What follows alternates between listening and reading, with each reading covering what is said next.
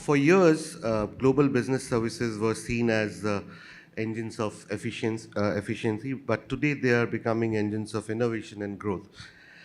Well, the real question remains, how do you integrate different functions into one seamless model that accelerates enterprise-wide transformation? And that's what we are trying to answer here on the stage. Thank you everyone for joining us. So Michelle, if I can start with you, and probably this one question everyone can answer is that if you have to pick one single metric, that North Star KPI as we call it, what would you would use to prove value in 2025?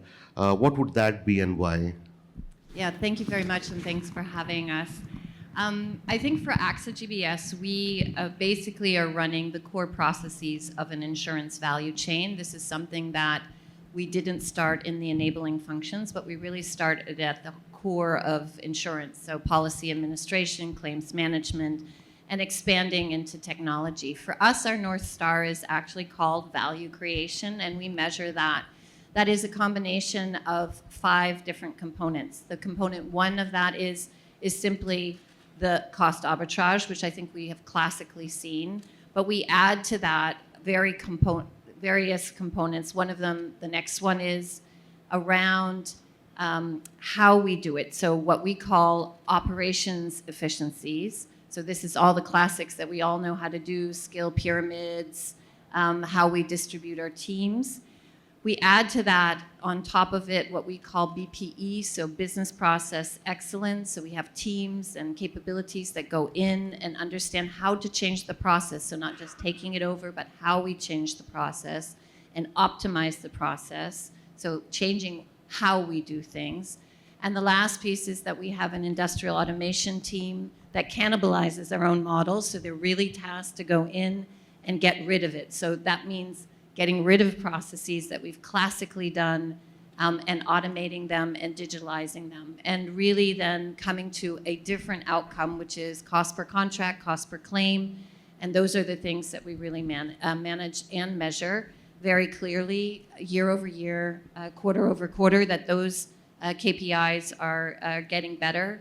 In addition, also, of course, the classic quality KPIs that I think we all have, but we also have a customer experience KPI that we take very seriously. So you have to keep the quality steady, and on the other side of the fence, working through that. And that value equation that I just articulated is really our North Star. All right. Thank you. Dr. Sahni. Thanks, Saurabh. It's great to be here today. Last year, we launched the Chevron engine. The engine stands for Engineering and Innovation Excellence Center, a state-of-the-art technology hub to support our global operations and projects. And one of the key metrics that we track at the engine is culture. There are several good metrics. Michelle talked about many of them. Those metrics would be around technology deployment, operational efficiency, cost arbitrage, et cetera, et cetera.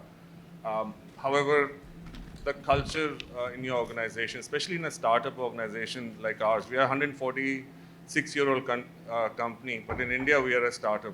Culture becomes very important. And how do we define culture? How do we measure culture is not always easy. But I'll borrow another quote from Peter Drucker. Saurabh gave one in the morning. And Peter Drucker said, culture eats strategy for breakfast, right? So that's a famous quote. And we believe that culture is a big enabler for technology deployment. It's a big enabler for transformation. But it also stymies the same if you don't have the right culture in place.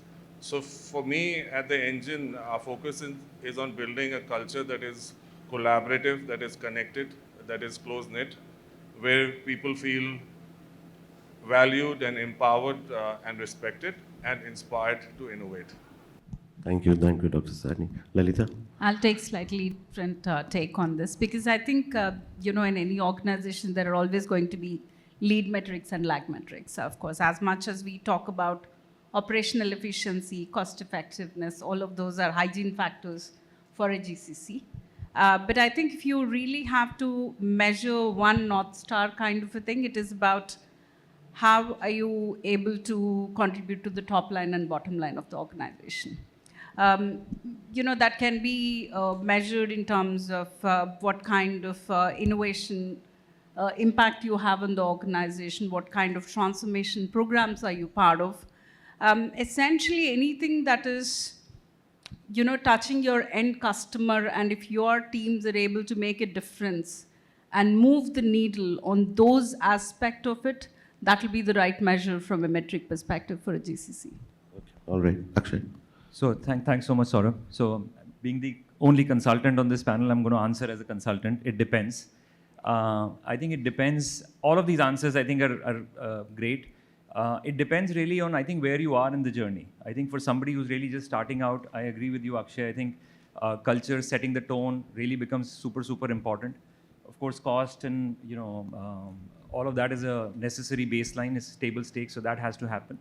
But I would have to agree with you. I think, Lalitha, it has to, we should not be, at least from our vantage point, we should not be looking at separate GBS metrics. Yes, we have to run operational metrics to just see that the engine is running fine and things are moving fine. But in the end, if it doesn't impact your top line or your bottom line, it has to be aligned with all the functions and the processes that you're kind of embedded in or intertwined with. So I think it really has to tie in, going back to the bottom line and the top line metrics in terms of driving revenue growth, in terms of driving whatever goals that the CFO, the CEO are running. I'll just add an example that, Saurabh, because, in the initial days of setting up the GCCs in the last, maybe a decade ago, we were so hyper-focused on productivity, or we are so hyper-focused on, process optimization. Then we realized we're optimizing the process that is within our control. So if, for example, if a process has a timeline of 7 hours, you can optimize the process, what you're controlling, and bring it down to 2 hours or 3 hours. But if the end-to-end timeline doesn't come down, it's really not making, you're just doing your part of the work efficiently and still organization is not meeting the goal. So I think it is important to think, while we want to be as productive, as cost efficient as we are, how are you making an impact for the end organization, your end customer, your end productivity, or the, your EBITDA or your goals from that perspective, I think is more important. Okay. Just one observation. I mean, yes, one needs to look at the top line, bottom line, definitely. But is it really true for all setups? Akshay, especially if I come to you, I mean, 146 years old startup, do you really want to look at top line, bottom line right now? Well,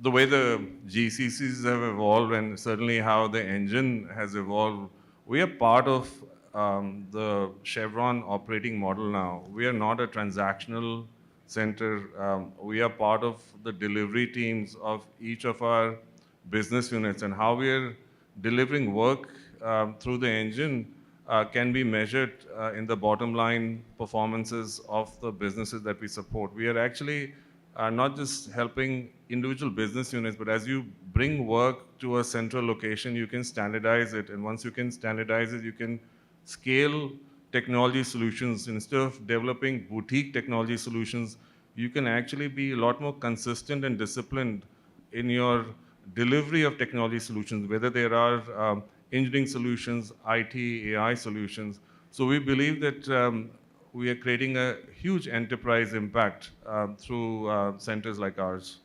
Yeah, and I think that's a really great point, because we have a particular federated model at AXA where each of our entities have quite a lot of freedom. And one of the pieces that you're talking about, I would like to really underline, because the way that you can get skill and scale economies in such federated models is bringing them into locations such as our GBS models or GCC models.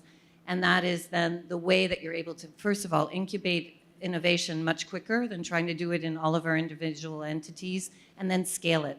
And so we really see in the case of technology and data and analytics and AI, that really using the backbone of our GBS organizations as the scale effect and also the innovation effect, these are really key ways to do it. And I think Chevron is doing exactly that as well. Yeah, and I think just to add, You're right. I think the metrics tend to change depending on where you are in the journey and so on and so forth. But I think from a And GC also the nature of the company also, I believe. Exactly, yeah. But I think if I was to put a hat of a GCC leader based out of India or a Poland or a Mexico or anywhere else, I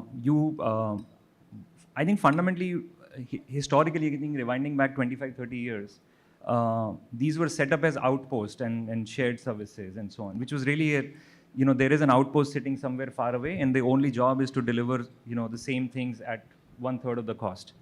So one, we should not be thinking of this as an outpost. It has to be fully embraced and integrated in the operating model that Akshay outlined as well. One simple metric, I think, is how deeply embedded are you both from an horizontal and functional perspective within the parent organization? Are you in each of the business lines? Are you working with each of the geographies that the parent organization is working in at? All the horizontals, are you in the finance function, are you in the IT function, and so on and so forth. So I think that's an easy metric from a site leader perspective, that are you really truly adding value and embedded as part of the core operating model of the organization. Thanks. Lalitha, I'll come to you. Now many in-house organizations, are moving from pure operations to strategic enablement. So what changes? What stays with the business? And how does the operating model really look like? And most importantly, how can one stop value leakage in such transitions?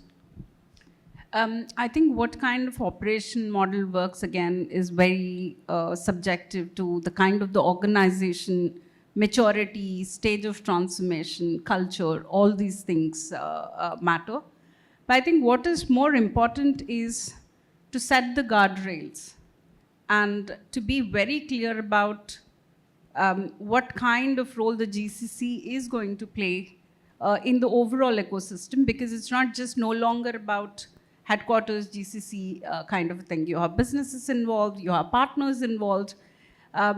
Being intentful and defining those parameters of what is the persona or entity objective from a GCC point of view. Are you going to be, there are some centers who are absolutely pure, labor arbitrage centers, which is okay, as long as you know what is the purpose. Is this innovation-led? Is it going to be transformation-led? What percentage of the, having a playbook, what percentage of things do you want to do in the GCC versus with your partners, and have that clarity, communicate that clarity across your stakeholders, and they be clear, what do I need to get done through the GCC is very important. So setting the guardrails, having the playbook, having a personality of what it means is super important. And the value leakage, you can prevent it, as I said, as long as you're intentful and the people who are expected to do the work are doing it and not getting spread too thin. Half we will do with partners, but we will not have an end-to-end accountability, or GCC not having end-to-end accountability. I'll say even if you do 2 or 3 things, do it right, do it end-to-end. That's where organization will start seeing value. Okay. But I guess building also on that, I see that, if GBSs are really going to be at the heart of the transformation or the GCC structures of our organizations, you really need to have a seat at the strategic table. And if you're not sitting at the strategic table helping define the course and then interpreting what that actually means and how we can enable that, I think this is where, the value and the potential of our organizations is not absolutely able to meet what it can be. And I'm pretty passionate about that, because I truly believe that it can be a real engine room. But you have to have a seat at the strategic table. You have to align, almost, so clearly to that strategy, and also deliver against it, i.e. also creating and shaping what services you do. If you're really the outpost, you're just not going to be part of it. And so that, I think, is one of the key mind shifts that we have to have within our organizations in order to really unlock that value. And you start seeing some of it now, but I think that's really a pivotal piece of what needs to happen. maybe I'll just build on both really good comments. Having clarity on the roles and responsibilities for each of your capability centers is very important, and having a very clear and consistent work intake model becomes even more important. In case of Chevron, we have capability centers, we call them shared service centers in Manila and Buenos Aires. We've had them for over 2 decades. And we are very clear on what type of work goes there versus the type of work that comes to the engine in Bengaluru. We do a lot of transactional human resources, finance, supply chain, procurement type of work out of those shared service centers. At our engine, the Engineering and Innovation Excellence Center, we do the higher end of technical work. We hire mechanical, chemical, civil, structural engineers, geology and geophysics majors, underpinned with a strong focus on AI and digital, supporting those domains. So having clarity in the work intake model, clarity in the roles and responsibilities, makes it very efficient for the rest of the enterprise. Okay. Akshay, I'll come to you with that question and then top it up with another thing. Everyone spoke about that, you have to compartmentalize what really you need to do at the center. What has been your observation? Are there overlaps or these lines are clearly drawn? So I think the way we look at and when we work with our clients, Fortune 500 clients, is again, I think having that operating model is pretty important in terms of really starting with a very clearly articulated strategy with the risks, the business case, the scenarios on what kind of workloads make sense from what perspective. The way we are looking at, of course, shared service centers, captives, and these, we've had different names over the last 2 decades or 3 decades or so. But the way we see the future is really in terms of calling them as global competency centers. So these are competency hubs. These are hubs for specialist skills. These are hubs for kind of deep domain expertise, in some cases also being market facing and not just again being a back office or an outpost. So they enable, and I think Lalitha and I were talking about it yesterday, a lot of this happens in retail and other setups where you're doing local sourcing. You're not just doing just a back office, finance or an IT function. So in our view of the world, it has to be a lot more competency led. It has to be a specialist skill set led. It has to be market facing. And labor arbitrage, to an extent, yes, I think you're looking for it, but that's not the only thing that you're looking for it. Because increasingly with global organizations, skill scarcity, domain-specific skills, all are pretty important. And wherever you can find them, whether it's in India, whether it's in Mexico, whether it's in Spain, I think you have to go get them there. All right. Dr. Sahni, I'll come to you. And you're here, like you're the newest entrant, 11 months old right now. So, talent is key to any in-house setup. So, what new hybrid profiles are you, you're hiring? You talked about that it has to be very specific to what I'm trying to do. And where are you, where are you reskilling compared with buying skills? Again, very good question, Saurabh. So talent profiles depend on the type of work you want to do in any given place.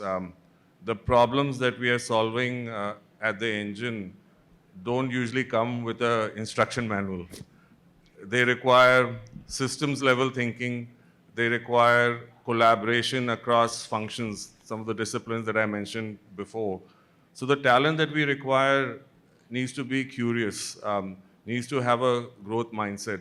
And it's not just hiring and recruiting talent, it's providing the ecosystem for the talent to develop as they join the enterprise. So when they join Chevron Engine, they get paired up with mentors. We have structured learning programs. We give them immersive experience on the facilities, the projects that they support in many different ways. So it's a combination of all of that that defines our talent acquisition, onboarding, and then capability building strategy. Okay. All right. You want to add something? Yeah, I think, the way how, especially the hybrid part of the talent has always evolved, Saurabh. Initially, if you look at, say, for an example, as a skill accountants, in the past, you've hired people with strong domain skills alone. Then increasingly, as the digital transformation waves have started, you started looking for people who are finance people but can also work in SAP, or finance people but know the technology. So the tech became a part of the job profiler skill. I think now the next wave is going to be, you need domain, you need tech, but you also need AI, right? Because the previous two sessions talked about how agentic AI is going to be part of your workforce. So the way it's still going to be the similar kind of a role, but what are the percentage of domain skills versus your tech skills versus your AI skills is going to be increasingly different in future. So it's still going to be a very complex things, and things are evolving, right? So the way how you imagine a role today is not going to be the same skills, the same job description 2 years from now. Okay. I'll stay with AI for a little bit. Michelle, I'll come to you with this. You know, Gen AI, we are all hearing someone is saying left, right, and center. Yes, of course. So what guardrails can one institutionalize right now, which can, so that innovation can scale but safely? Yeah, and I think as an insurer and obviously our businesses around risk, I think this has been something that we've really put a lot of thought into. And so very early we came out with what we call Secure GPT, which is our ecosystem that allows us to use LLM models within our own, let's say, confines. And that gives us a lot of freedom because we can use very actively these LLMs and the models with our customer and private data, but we have no risk of that being leaked or being part of the larger, ecosystem. And that has given us, a lot of creativity in how we're able to apply these mechanisms and given us a lot of uptake. So you'll see us use a lot of the AI capabilities in how we're answering our calls in our call centers, how we're performing on our claims, how we're doing an underwriting risk. So we've been able to very quickly embed them in a lot of our core processes because we're working with a lot of risk data, and when it's private and confidential, we're not able to access the let's say the typical ones. So creating those types of frameworks are really important. The second one, and we're an insurer, so we do policies really well. So creating the right policies and educating. We have mandatory education for all of our AI policies. We do lots of seminars, lots of training. In fact, our entire teams are required to have training in AI at AXA, not just at AXA Global Business Services, but across AXA. And we have a group function that is responsible for all things AI, setting the guardrails, setting also the policies, but also creating the enablers that we're able to use in our business. So those are just some of the ingredients that we're using right now to really expedite the use of AI, but to do it safely and within the right level of diligence around the very key information that we have as an insurer. Yep. Maybe I can build on it with a slightly different take. So Chevron has been part of the Responsible AI Institute for the last few years, and as part of that, we share learnings, we learn from others, and we keep track of data privacy issues, we keep track of biases. But for our AI program to be successful, we need to be really good in listening to, guess what, machines. We need to be good at listening to rocks. Machines have been talking for several years, the rocks have been talking for millions of years. How we listen to the stories they tell has evolved using AI. So how do we remove biases in listening to those stories? How do we have the right sample sets? How do we have the right training models? That's a focus for us, because we can take our interpretation times, our evaluation times from months down to weeks and hours using the right tools, the right data sets. So it's a huge opportunity for us and a huge enabler to provide the affordable, reliable, and ever cleaner energy that you and I need. Yeah, and I think just to add, I think all great points. No doubt that I think AI will have profound impact both from a cost efficiency, productivity perspective, but then also from revenue enhancing or kind of being more efficient in terms of just driving more revenue and things like that. But and of course, all of these tools and techniques are available, whether it's using synthetic data, you have to have the guardrails, you have to have sandbox environments and all of that. But at the end, if you're deploying it in customer-facing applications, it is all about trust, right? And which is the trust, for example, if it's a Jaguar, that trust has been built over many, many years, right? So I think the same principles to me apply when I'm now faced with an AI-enabled, whether it's a chatbot or a voice agent, whether I'm dealing with an airline, whether I'm dealing with an insurer, whether I'm dealing with a car maker, I think that same principles of trust have to apply. So that's why I think the top-down initiatives, the cross-functional engagement, all of that is very, very paramount. So I think it has to, again, start with that culture of trust. Okay, all right. We have 4 minutes left. I'll just check in the room if anyone has any question. Do we have anyone having any question for the panelists? No? Oh, there we have one. I'm Neha. I work with as a people expert with the space, with a company called Space Matrix. My question is more around, I heard a lot in terms of, talent when we talk about how agile we're looking at a workspace as well, right from an AI to overall in terms of, the kind of trainings we're looking at, and a lot to do with external. I think by and large, we're talking a lot about how do we make sure our talent pool is also agile and we figure out in terms of how we work. And lots to do with external. What's the game that we talk about when we talk about our internal game with talent? Is there anything that we're looking at minus the training part of it, the external, with the talent pool as well? More from a soft skills perspective is what my question is. We'd love to know a panel's answer on that one. Thank you. Yeah, I think I'm going to build because we were talking about culture, and I think company culture is, part of those types of soft skills that you're probably indicating. We're just in the process of rolling out what we call our behavioral compass, which is around the skills, the soft skills that we would like to have our colleagues have, whether it be in their dare to do new things, whether it be their ability to own, drive, and deliver. We have a whole set of this. And we're in the process of really linking that to our strategy, so to our strategic drivers, into the culture, and into the soft-skilled behaviors that we would like, but also hard-skilled behaviors, by the way, so not just content, but also on the soft skills. And I think it's super relevant now more than ever to make sure that we're able to navigate kind of this VUCA world and that we're preparing our colleagues to be able to do so. So for us, it's very fundamental to how we train and also even hire our colleagues, that they understand and are very well matched to the culture and the soft skills that we're looking for. Yeah. What I meant was also like a skill versus will. So what are we building on when we say will? Skill is something that, we're hiring the talent with. But how do we build on that will part of it is? So thank you for answering as well. I think I'll just add to that. We truly believe that culture and soft skills have a direct link to outcomes, and leaders drive those outcomes. So we want to make sure that our leaders are walking the talk. If you look at it, leaders spark belief.